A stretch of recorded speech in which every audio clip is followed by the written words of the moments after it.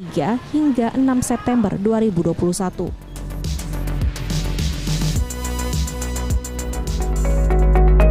Penularan COVID-19 dari pembelajaran tatap muka muncul di Kota Solo.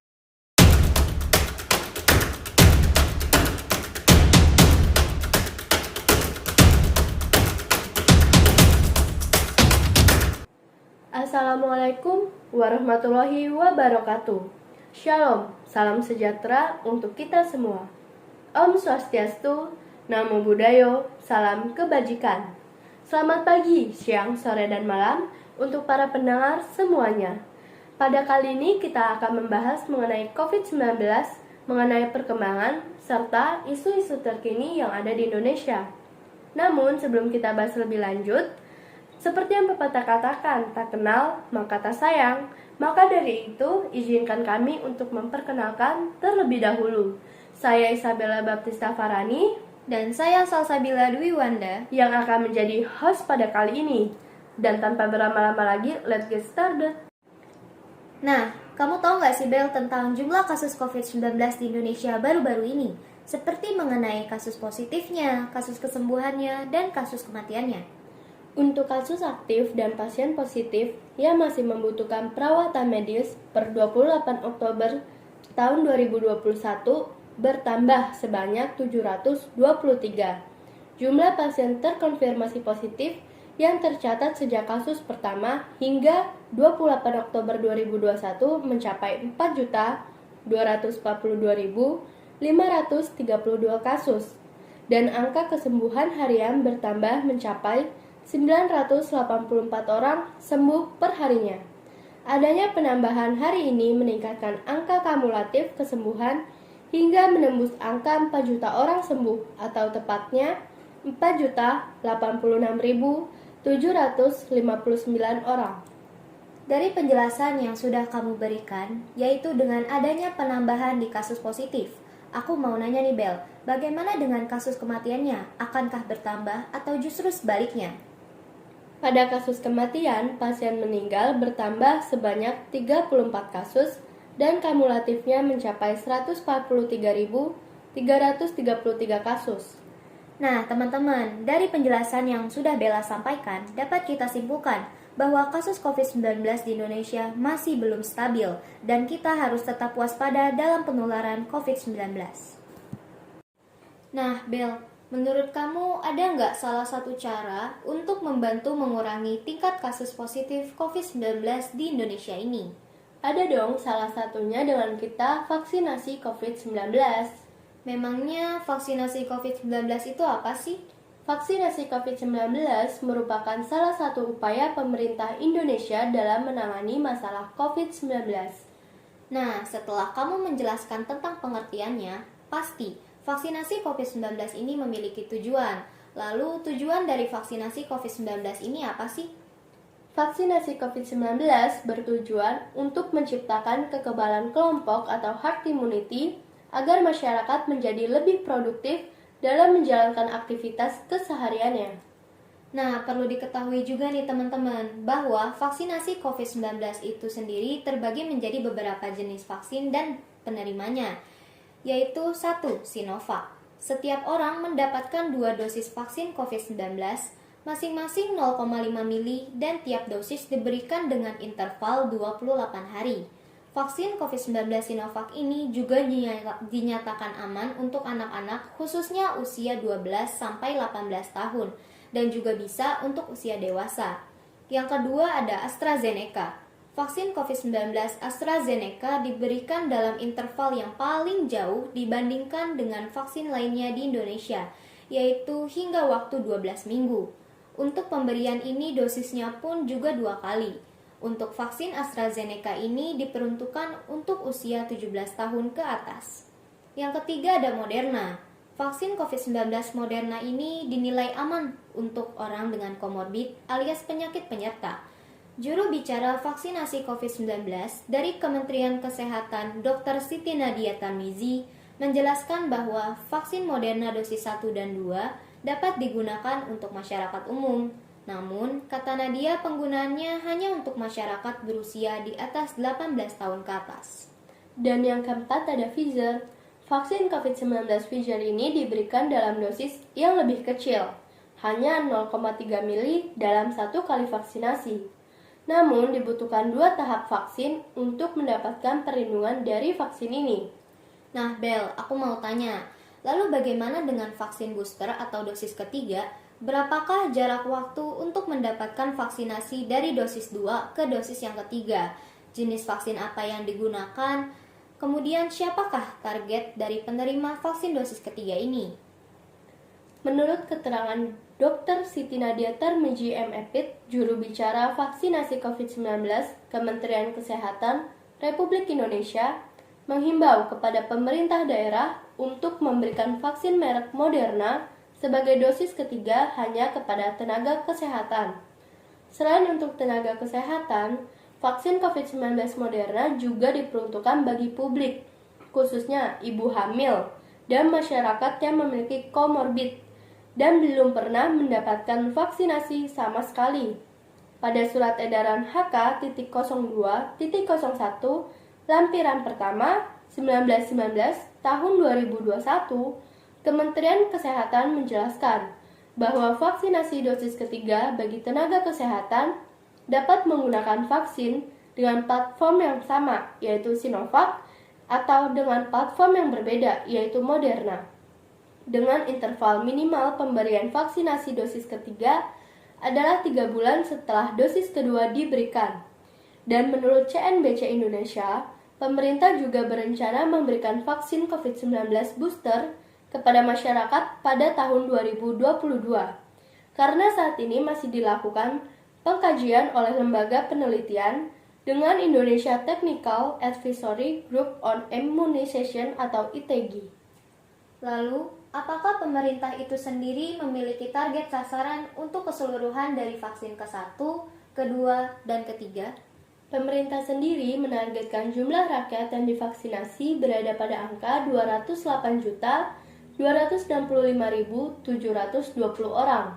Dan dari target tersebut, total penerima vaksin dosis pertama sudah melebihi angka 117 juta, lebih tepatnya 117.273.576 orang. Sedangkan penerima vaksin dosis kedua totalnya melebihi angka 71 juta dan lebih tepatnya 71.508.371 orang. Serta penerima vaksin dosis ketiga bertambah 4.600 orang dan kumulatifnya melebihi 1 juta orang atau dengan tepatnya 1.107.424 orang. Nah, teman-teman, dapat kita simpulkan bahwa vaksinasi sama dengan imunisasi, yaitu memiliki tujuan meningkatkan kekebalan tubuh. Jenis vaksin COVID-19 itu sendiri terbagi menjadi 4, yaitu Sinovac, AstraZeneca, Moderna, dan Pfizer, yang masing-masing memiliki tingkat, dosis, dan jarak waktu penerimaan dosis 1 ke dosis 2 berbeda. Dan untuk vaksinasi dosis 3 ditargetkan untuk tenaga kesehatan, ibu hamil, dan masyarakat yang memiliki komorbid dengan jarak waktu 3 bulan setelah dosis kedua. Target pemerintah dalam vaksinasi adalah 208 juta dan jumlah masyarakat yang menerima dosis 1 56,31%, dosis 2 34,34% dan dosis 3 melebihi 1 juta orang. Namun teman-teman, dari jumlah tersebut masih banyak loh orang-orang yang takut untuk melakukan vaksinasi dengan berbagai alasannya tersendiri, seperti termakan oleh hoax, kurangnya edukasi akan vaksinasi, dan takut akan suntikan, atau hal-hal yang lainnya. Nah, Bel, dari alasan tersebut, memangnya vaksin ini menimbulkan efek samping atau mengganggu kesehatan lainnya, sehingga masih banyak masyarakat yang takut untuk vaksin. Secara umum, efek samping yang timbul dapat beragam, pada umumnya ringan dan bersifat sementara, tidak selalu ada, serta bergantung pada kondisi dan imun tubuh. Efek seperti demam, nyeri otot, atau kemerahan pada bekas suntikan adalah hal yang wajar. Namun jika memang terjadi efek samping dalam jangka panjang, maka segera hubungi dokter atau tenaga kesehatan setempat untuk memastikan kondisi yang terjadi dan segera ditindaklanjuti. Nah, teman-teman, vaksinasi ini sangat penting bagi tubuh kita dalam meningkatkan imun dan mengurangi resiko terkena virus COVID-19. Manfaat vaksin ini jauh lebih besar loh dibandingkan resiko sakit karena terinfeksi bila tidak divaksin. Perlu diingat juga bahwa tujuan kita melakukan vaksinasi adalah untuk menjaga kekebalan tubuh, bukan karena keterpaksaan untuk vaksinasi. Maka kita harus bijak dalam mengedukasi diri sendiri dan tidak termakan oleh berita hoax. Nantinya, setelah vaksin, kita akan mendapatkan sertifikat vaksin yang berguna untuk mengakses ke tempat umum, atau kita dapat men-scan barcode melalui aplikasi Peduli Lindungi. Kita bisa akhiri pandemi COVID-19 jika kita bersatu melawannya. Sejarah sudah membuktikan, vaksin beberapa kali telah menyelamatkan dunia dari pandemi. Vaksin adalah salah satu temuan berharga dalam dunia sains. Jangan ragu dan jangan takut ikut vaksinasi. Mari bantu tenaga kesehatan dan sesama kita yang terkena COVID-19. Kita peduli, pandemi berakhir. Langkah pemerintah selanjutnya untuk mendukung penurunan kasus COVID-19 setelah dilakukannya vaksinasi yaitu dengan pemberlakuan pembatasan kegiatan masyarakat atau yang sering kita sebut sebagai PPKM.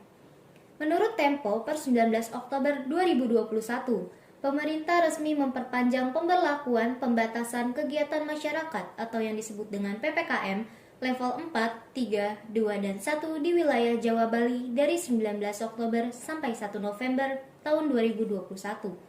Koordinator PPKM Jawa Bali Luhut Binsar Panjaitan menyebut bahwa kabupaten atau kota yang berada di level 4 sudah tidak ada dan semakin banyak kabupaten atau kota yang turun ke level 2 dan 3 serta beberapa daerah juga sudah ada yang masuk ke level 1 loh.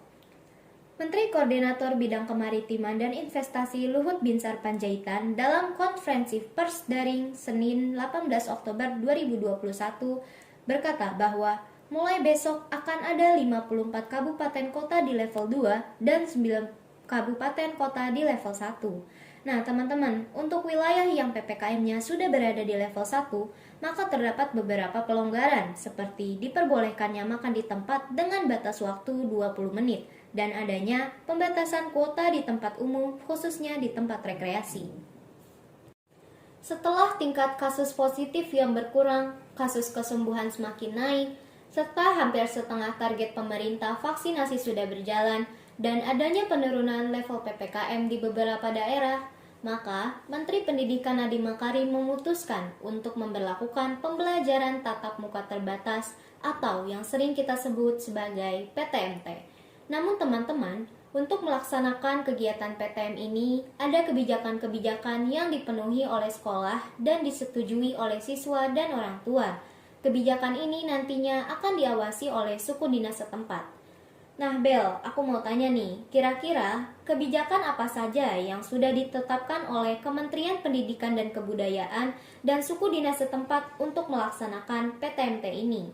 Seperti yang sudah kita ketahui dan sudah tercantum dalam Standar Operasional Prosedur atau SOP, berikut adalah kebijakan-kebijakan yang harus dipenuhi dari sekolah, siswa maupun orang tua untuk melakukan kegiatan PTMT. Yang pertama, sekolah memastikan persediaan sarana sanitasi dan kebersihan seperti toilet bersih, sekolah bersih, sarana cuci tangan pakai air mengalir dan sabun, atau cairan pembersih tangan yaitu hand sanitizer dan disinfektan. Kedua, sekolah memastikan mampu mengakses fasilitas pelayanan seperti puskesmas, klinik, rumah sakit, dan lain-lain. Dan yang ketiga, sekolah memastikan memiliki termogan atau pengukur suhu tubuh tembak dengan jumlah yang memadai agar tidak terjadi penumpukan saat pemeriksaan suhu. Dan SOP yang wajib dipatuhi oleh orang tua dan siswa adalah sarapan atau konsumsi gizi yang seimbang, dalam kondisi sehat dan tidak memiliki gejala seperti suhu lebih dari 37,3 derajat Celcius atau keluhan seperti batuk, pilek, sakit tenggorokan, dan sesak nafas. Memastikan menggunakan masker kain 3 lapis atau 2 lapis yang dalamnya diisi tisu dengan baik dan membawa masker cadangan, serta membawa pembungkus atau kresek plastik untuk masker kotor.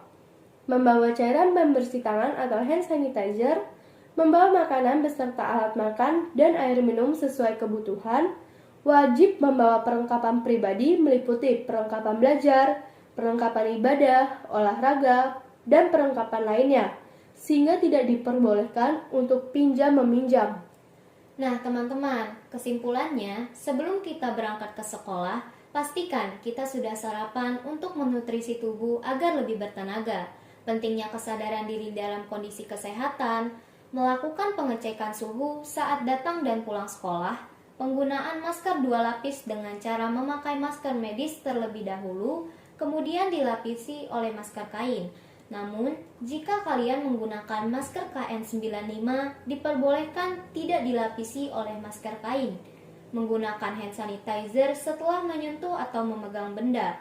Kemudian, tidak pinjam-meminjam perlengkapan belajar dan tidak meminta makanan atau minuman kepada teman. Dan tetap menjaga jarak aman minimal sejauh 1 meter, serta mencuci tangan saat datang dan pulang sekolah.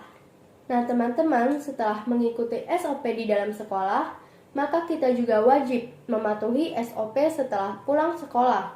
Siswa diwajibkan untuk langsung pulang ke rumah masing-masing setelah tidak ada kepentingan lagi di sekolah, tidak berkerumun dan bermain ke tempat-tempat umum, memberikan laporan atau bukti bahwa siswa sudah benar-benar berada di rumah masing-masing sesuai dengan jam yang sudah ditentukan. Contohnya seperti melampirkan foto timestamp ke GCR setelah sampai di rumah. Sehubungan dengan adanya penurunan level PPKM di beberapa daerah dan PTMT yang sudah mulai berjalan, maka kita harus menerapkan protokol kesehatan untuk mengurangi kasus positif COVID-19 di Indonesia ini, seperti menerapkan 6M, yaitu memakai masker dengan aturan menutupi hidung dan mulut, mencuci tangan dengan air mengalir dan sabun, menjaga jarak minimal 1 meter, menjauhi kerumunan, mengurangi mobilitas, dan menghindari makan bersama. Namun, petugas keamanan COVID-19 masih menemukan berbagai pelanggaran terhadap protokol kesehatan pencegahan COVID-19. Pelanggaran itu ditemukan menyusul adanya pelonggaran pembatasan pada sejumlah sektor dan kegiatan. Seringnya kita melakukan protokol kesehatan yang telah dihimbau, maka sama saja kita telah melakukan kebiasaan baru yang sering kita sebut dengan new normal, seperti mencuci tangan sebelum dan sesudah melakukan kegiatan, kemudian langsung membersihkan diri setelah beraktivitas di luar rumah, memakai masker saat hendak berpergian, menjaga jarak dan tidak berkerumun sehingga menimbulkan ketertiban di tempat umum, seperti di pasar, di mal, dan di tempat rekreasi. Selain itu, juga dengan ditetapkan pembatasan mobilitas, tidak menjadi sebuah masalah yang besar untuk kita tetap berkreasi, beraktivitas, dan tetap berkarya.